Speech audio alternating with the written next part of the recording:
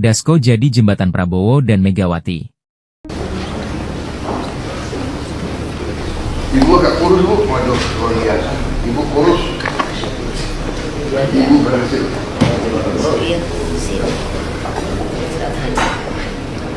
Dietnya berhasil. Lama gue ini, katanya kalau pagi kopi, Bu. Di jantung Jakarta, di balik pagar kediaman Megawati Soekarno Putri, sebuah pertemuan halus terjalin. Sufmi Dasko Ahmad, tangan kanan Prabowo, melangkah masuk dengan hormat. Ia bukan sekadar utusan politik. Ia adalah jembatan antara dua era, dua dinasti, yang sejarahnya mengisi lembaran-lembaran demokrasi Indonesia. Beberapa hari lalu, dalam ruang yang penuh simbol kebangsaan, Megawati, dengan aura keteguhan sang putri proklamator, menyampaikan wejangan. Bukan kritik, bukan dukungan politis, melainkan masukan untuk kepemimpinan Prabowo Gibran, demi bangsa dan negara, begitu Dasko mengutipnya. Kalimat sakral yang menjadi benang merah misi pertemuan ini. Lihatlah komposisi ini, Mensesnek Prasetyo Hadi, elit Gerindra, duduk bersanding dengan Yasona Laoli dan Said Abdullah dari PDIP. Puan Maharani, sang pewaris politik, mendampingi sang ibu. Ini bukan sekadar kunjungan formal. Ini silaturahmi strategis yang dirancang untuk mencairkan sekat, membangun kesepahaman di atas perbedaan. Dan inilah panggung utama yang mempertemukan dua kutub, Prabowo dan Megawati di hari lahir Pancasila. Saat itu, Dasko menyebut suasana, adem, dingin penuh kesejukan. Prabowo memuji diet Megawati, Megawati tersenyum lega. Gestur kecil yang berbicara lebih keras dari retorika. Tapi Dasko cepat menepis, jangan dikaitkan dengan koalisi. Ini adalah diplomasi tingkat tinggi, memisahkan urusan negara dari dinamika partai. Jalan pendekatan ini dirintis jauh sebelumnya. Januari lalu, PDIP mengirim mediator rahasia. Gerindra menunggu izin Prabowo. April silam, Prabowo sendiri datang ke Teguh Umar didampingi Dasko, Muzani, hingga Menlu Sugiono. 2 jam mereka berbincang, diawali pertemuan empat mata, Megawati Prabowo. Kini, Dasko kembali, meneruskan estafet dialog yang tak putus. Lantas, apa makna wejangan Megawati? Ini adalah pesan simbolis.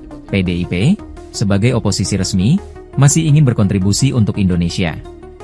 Megawati, sebagai presiden kelima dan penjaga ideologi, menawarkan kebijaksanaan, bukan konfrontasi. Dan Dasko, ia adalah sang penerjemah, mengubah wejangan itu menjadi bahasa yang selaras dengan visi Prabowo.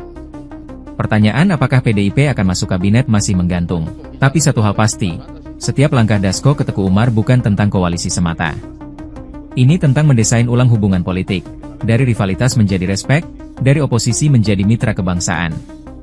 Megawati dan Prabowo mungkin tak pernah satu panggung politik, tapi mereka kini satu panggung untuk Indonesia. Dan di panggung itu, Sufmi Dasko Ahmad bukan hanya mediator, ia adalah penjaga gawang peradaban politik yang lebih beradab. Dan kedua tokoh saling bertukar pikiran dan juga bertukar pengalaman, apalagi Ibu Mega kan juga berpengalaman, juga memimpin Indonesia di waktu yang lalu, juga menghadapi saat-saat yang kurang lebih juga ada masa-masa krisis demikian. Ada pembicaraan mengenai peluang PDIP bergabung? Saya nggak tahu, karena itu pertemuannya lebih banyak empat mata. Ya. Berarti ini menyatukan visi dan misi antara Pak Prabowo dan Bu Mega, Bang Dasko? Iya, kalau menyatukan visi saya nggak tahu persis, tapi bertukar pikiran yang mendalam tentang bagaimana masa depan Indonesia itu pasti. Dan pertemuan dengan penuh keakraban, saya lihat kita dengar lebih banyak ketawa-ketawanya juga sih sebenarnya semalam. Hidangannya Bang, dulu kan terkenal pertemuan Prabowo dan Mega dengan politik nasi goreng gitu. Apakah emang ada hidangan yang sama seperti pertemuan-pertemuan sebelumnya Bang? Waduh, semalam itu kalau kita ya yang di luar dihidangkan bakmi MC semalam. Gitu, ya. Ada merek.